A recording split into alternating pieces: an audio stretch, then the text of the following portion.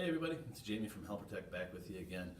Say this time, I want to speak to you about broken iPhone screens. Specifically if you're in the River Falls, Wisconsin area and you or someone you know has a broken iPhone screen, you're going to want to come down to the Ace hardware store in River Falls and get that iPhone screen repaired. We're fully prepared down here to replace any iPhone screen you have, all the way from the iPhone 5 series all the way up to the most current ones. So again, if you have a broken screen on your iPhone or someone you know has a broken screen and you're just tired of looking at it, why don't you come on down to the River Falls Ace Hardware location and get that broken screen taken care of. If you want more information on how to contact us, you can go to helpertech.com, click the locations tab, and then click on the River Falls location. You're going to find the phone number, address, all the contact information you're going to need to get a hold of those guys down there. Let them know that you've got a broken screen.